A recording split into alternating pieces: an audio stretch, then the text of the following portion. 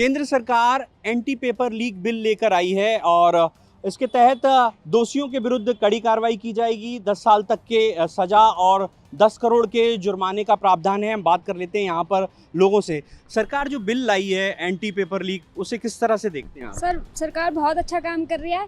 अभी तक जो लोग प्रोटेस्ट में बोल रहे थे कि बीजेपी ये नहीं कर रही है, बीजेपी वो नहीं कर रही है, पेपर ये लीक हो रहा है, पेपर वो लीक हो रहा है, अब तो बीजेपी काम कर रही है ना पेपर की साइड। अब क्यों ये लोग जो कांग्रेस वाले हैं या फिर और भी लोग हैं, वो क्यों उसका विरोध कर रहे हैं? आप एक बार पूछ लीजिए ना, क्योंकि सरकार तो अब स्टूडेंट के साथ है।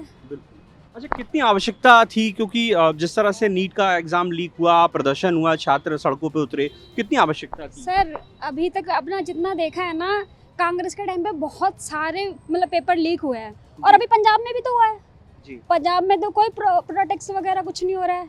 अगर बीजेपी ने दिल्ली में हुआ है तो वहाँ भी जाए ना, वहाँ पे भी तो आपकी सरकार है, वहाँ जाके बात करें जी। क्योंकि देश तो एक ही है ना, आपको सबके लिए बात करनी पड़ेगी। सिर्फ बीजेपी के विरोध में बात करना या फिर किसी और के लिए, ऐसे सरकार नहीं चलती है जी बिल्कुल। तो लोगों ने अपनी राय रखी। मैं कुछ और स्टूडेंट से बात करने की कोशिश करूंगा। यहाँ पर कुछ और लोग दिख रहे हैं। भैया 2 मिनट, एक सवाल है मेरा आपसे कि सरकार पेपर लीक जो एंटी पेपर लीक बिल लाई है, तो किस तरह से देखते हैं आप इसे?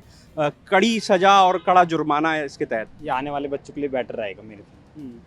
तो कितनी आवश्यकता थी? क्योंकि जिस तरह से प्रदर्शन हुआ, नीट का एग्जाम लीक हुआ, उसके बाद तमाम सवाल खड़े हो रहे थे। देखो, इसमें तो गवर्नमेंट की भी कमी रही और जो अपने एजुकेशन डिपार्टमेंट था सभी की कमी थी।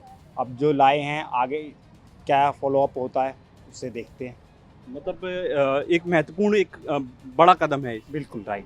तो देखिए, और भी कुछ लोग हैं यहाँ पर हमें दिखाई दे रहे हैं। लोग इस फैसले की तारीफ कर रहे हैं। लोगों का कहना है कि सरकार जो बिल लेकर आई है वाकई तारीफ के काबिल है। यहाँ एक और छात्रा हमें बैठी दिख रही है, बात करते हैं। गवर्नमेंट एक बिल लेकर आई है, एंटी पेपर लीक बिल, तो किस तरह से देखते हैं आप एक छात्र होने के नाते?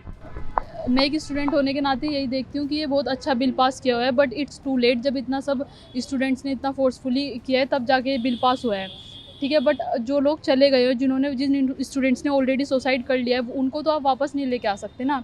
तो मेरा तो यही प्रोस्पेक्टिव है, ठीक है, अच्छा डिसीजन है, बट इट्स टू लेट। एक और सवाल है कि जिस तरह से कड़ा जुर्माना, यानी एक तो 10 करोड़ का जुर्माना है, 10 साल की सज़ा है, तो एक बड़ी जो बात है कि इतनी बड़ी बात है, इस तरह से सरकार ने उसका मसौदा तैयार किया है कि दोषियों को कड़ी से कड़ी सज़ा मिले। तो बिल्कुल मिलनी चाहिए। बच्चे सुसाइड कर रहे हैं, इसमें तो कोई चाहे कितना भी पैसा दे दे, बच्चा थोड़ी ना जिंदा कर दोगे आप।